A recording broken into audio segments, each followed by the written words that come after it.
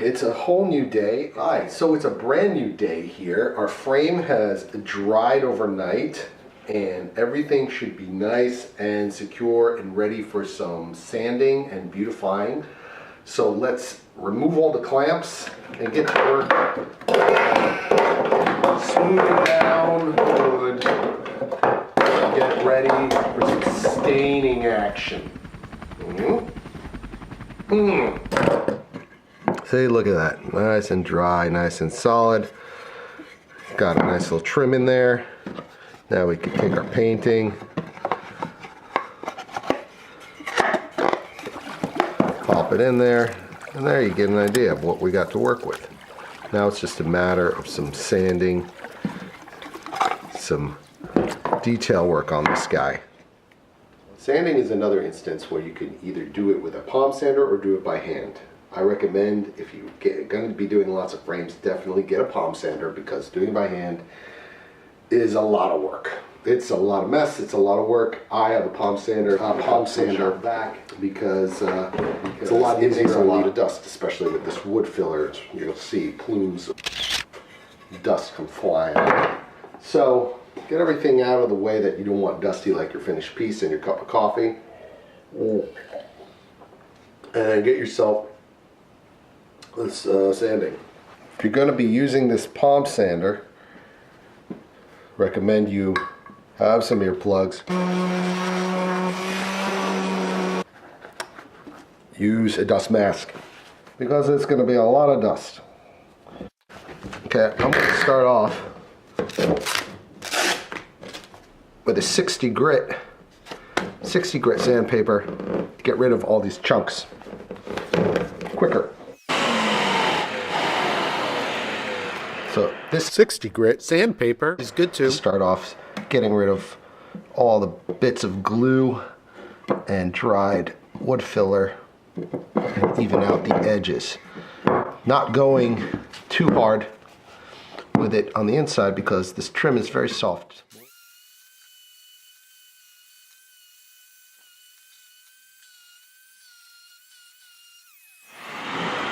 Okay, so after I get rid of most of the big pieces of glue left over and stuff, I'm going to switch out to a much finer 220 grit detail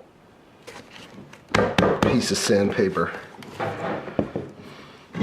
and go over it a little slower speed to get a nice, smooth, even surface.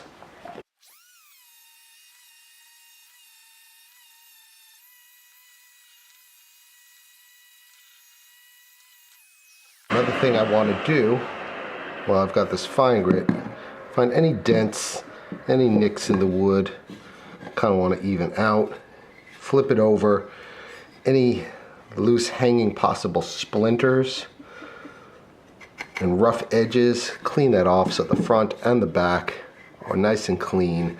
And this is also where you can get creative, where you decide if you want a flat or you want a rounded edge or hard corners. I'm going to do a little soft rounded edge and corner here. That's what I like to mix it up. So hitting that edge leaves a nice little bevel there. Gives a little bit more distinction in the frame. Now when hitting the inside, I like to go by hand with these.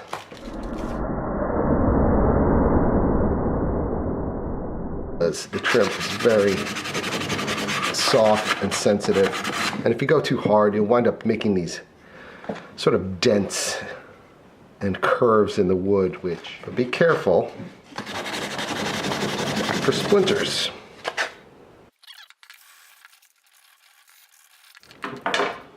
Well, that should be that. Once you've sanded it down to your liking, getting all the nicks and everything out, all the imperfections down, smooth, no hanging splinters on the edges. Thank you for watching. You got your countersink holes filled, dried, and sanded over. It makes a nice little button. Now, if you happen to not be happy with the job that you did on this part, if there's pieces that fell out or still any holes, you could reapply another layer of this and let it dry again for a very basic pop in the frame type of picture. Sometimes getting the best results just takes some patience. So don't deny yourself the time to make it up to your standards. Now it's ready for staining. That's a right there. Ha! Nice, right? Pretty cute. All I gotta do is I would hit. So what I'm gonna do is make some more of these frames, get them together, and then put together a staining video, and then we could finish. Okay, those look pretty good. I think next step really is deciding how we want to stain. I'll show you how I'm going to go through these. I'll show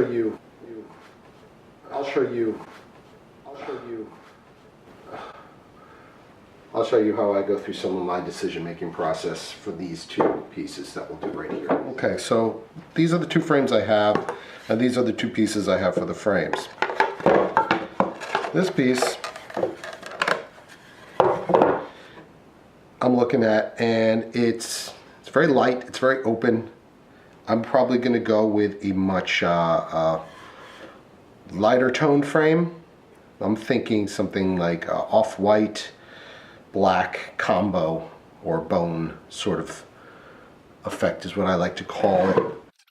I'm going to go with a more natural wood, I think, something lighter, something more in tune with. I like these woodcut figures to be accompanied with just a wooden, old world, folky looking frame. So that's what I'm going to do, and I'll show you how I do it.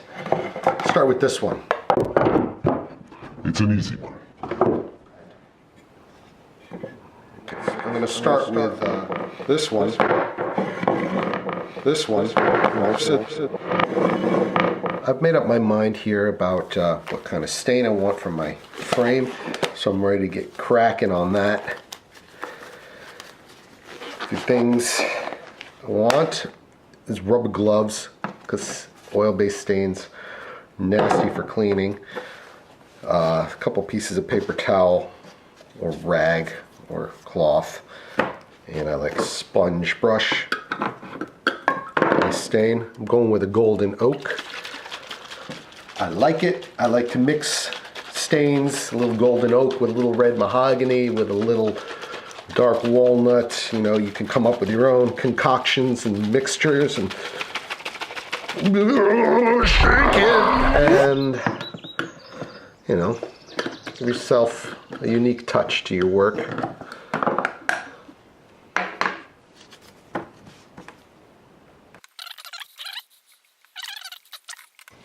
Ventilation's good for this stuff, by the way. If you're working in a closed area, get a window open or fan blowing some air around, because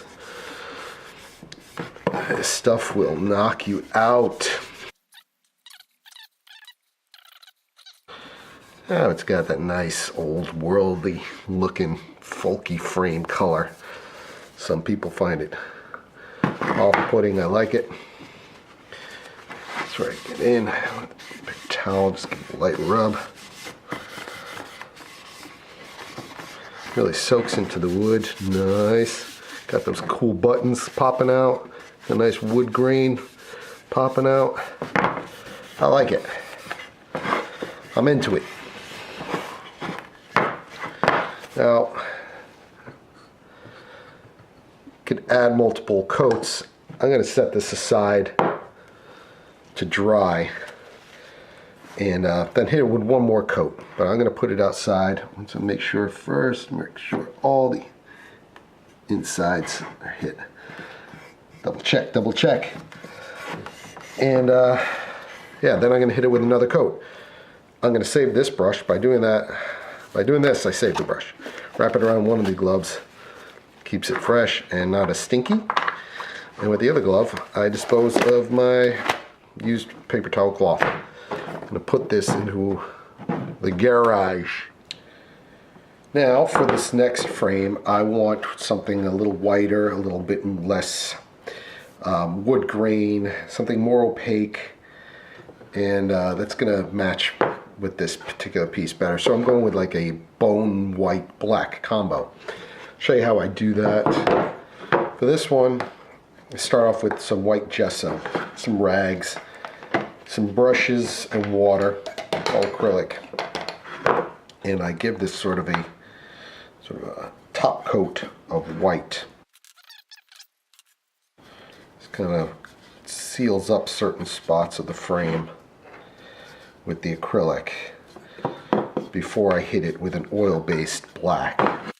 Certain parts of the grain will absorb the white acrylic and then it will reject the black oil.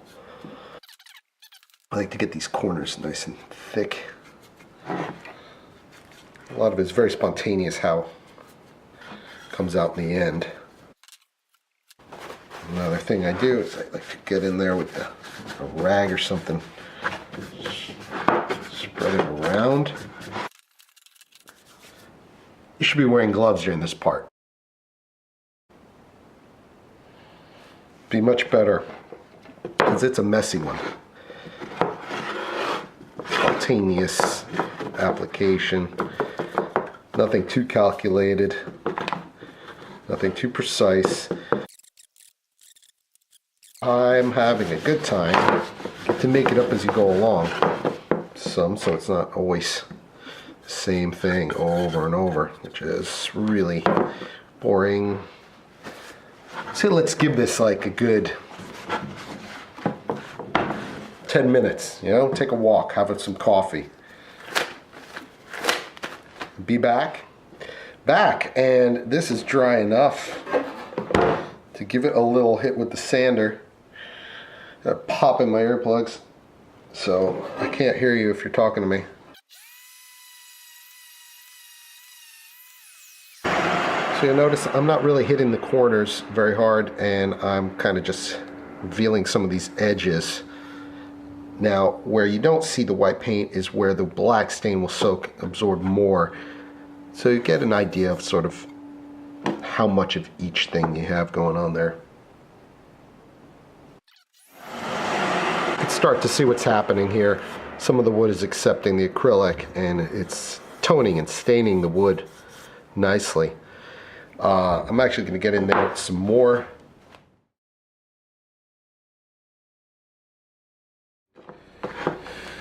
Okay, once again, we are going to let this dry and come back and give it a once more or twice more sand down. Hey, be back.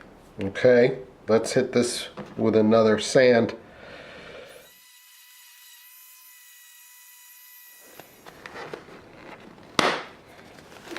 I'm going to give this one more pass. Okay, let's give this one more drying session, and then I think I can hit it with a darker stain. Be back. Okay, so before I sand away the next layer, I start adding other elements like wax, gilding paste, other things that will sort of play off the applications of the other stains. So this is a patina wax.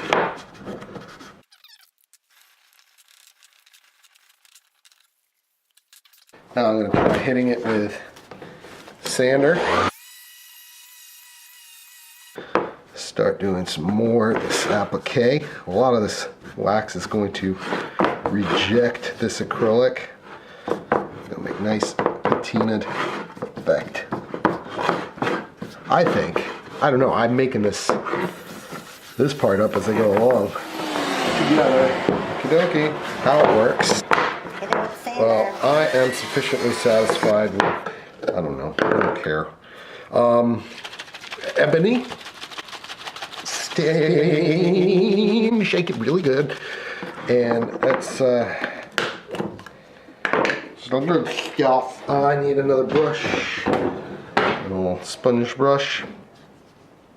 I like to get to the bottom of the can. Get your good stuff out. No, you need a rag business too. Start applying sand. Look at that. Well, thick. Or about a way thin.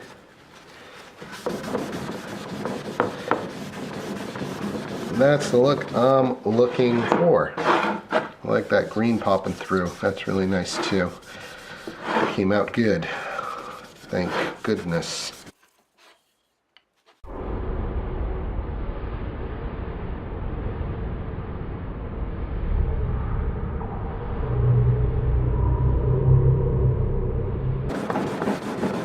And with the green accent, I got something a little different, something a little new.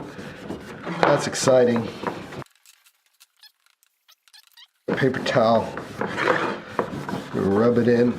Really good. And after all that sanding too, you get such a smooth finish on that. And when this is dry, I'm going to hit it with a coat of natural wax. Give it even more of a nice toothy shine. A toothy shine, I call that, because it's shiny, but it's got some matte and some tooth to it.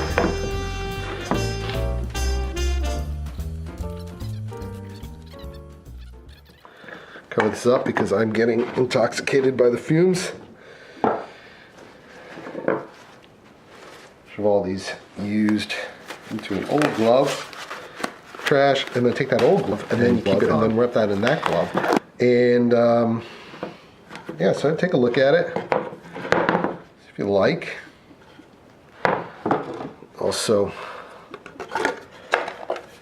pop frame. Start to get an idea of what that's going to look like. I like it. Those little touches, accents of green in that frame work really well with this water here. I'm digging it. I'm digging it a lot. So, get that out of there. Can even get in here again. Really mess around. This could be never ending. You could keep going and going with this. I want to get a little bit inner trim and another hit. Makes for some nice edging.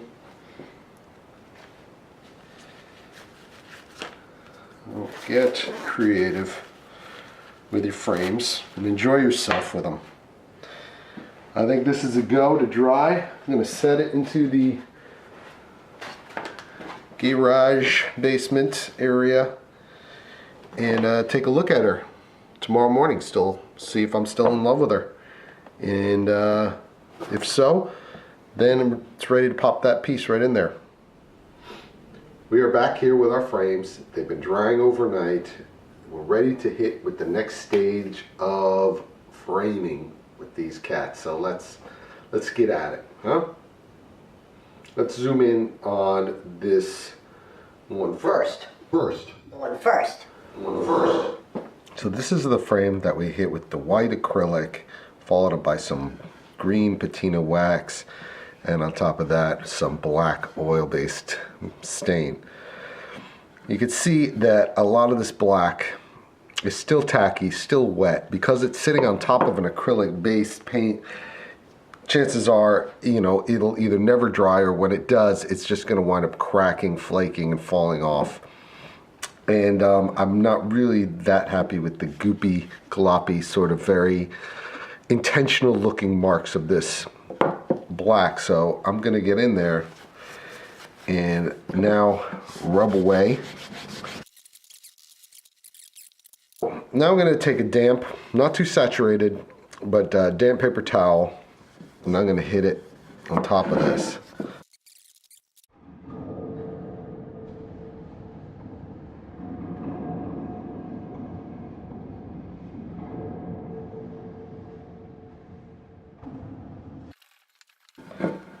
This is what I'm wound up with. Now we can take a look at this guy in here and see if you're pleased. Personally, I'm quite pleased. I like the way this looks. I like these subtle green hints. I think this looks fantastic. I'm very pleased. Next we got this frame. Simple wood stain, golden oak on pine. I'm happy with the way it looks. Pop that in there, it looks fantastic to me. I like the way the colors of the frame blend in really nicely with some of these subtle gold hints that are in the painting. These earthy tones, I think, goes really nicely. Once again, quite pleased with the turnout. Next step, I'm going to get a nice clean piece of cardboard, smooth clean surface, because this frame is going to be flipped on her stomach, and I don't want to get any scuff marks or indentations from a dirty table. This guy pops in like that. The tool I like to use is this here little poker. I think it's for scratching into metal for jewelry making, but I use it to make little pilot holes. Like 1/4 inch, big fat heads. Use them to keep the paintings in place. I don't know, about a centimeter above where the painting is in the corners. I make little tiny holes to get these screws started. Not too close to the painting because it's Just a little bit above. Screwdriver. These pilot holes will make it much easier for this to go into the wood without any threat of cracking or, splintering. feels good. Anybody can get to that point with enough practice. Okay. This painting is in place. It's not rattling around. It's not squeezing too tight. And it's looking pretty good. The next step for this piece is to wire the back. Get ready to hang on the wall. I use these D-rings. Come in all different sizes. Find them online pretty cheap in bulk. Like I said, if you're making multiple frames, buy in bulk. Buy American. First thing, make sure that you put the wire in the right spot so you don't wind up hanging it upside down or sideways.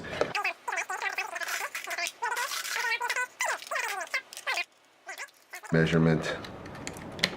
3.5, I'm gonna go, 3.5. Pilot.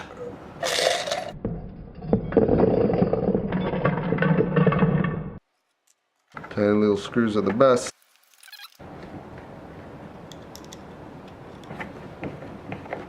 Got your D-rings in.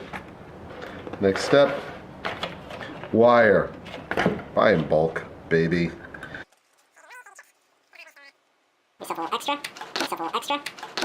So give it a little bit of leeway so it comes up above from the back, and you see how high up it goes. You don't want it to like hit the top, and you don't want it to be too tight right there. And the wire, give it a twist. Be careful for the sharp edges. Sure that any sharp edges are pointing towards the back if you can. So anybody who's hanging this painting isn't gonna bleed themselves. There you have it. This painting is ready to hang. One final thing I like to do with this, one final thing I like to do with this frame, with this type of stain, is to give it a coat of finishing wax.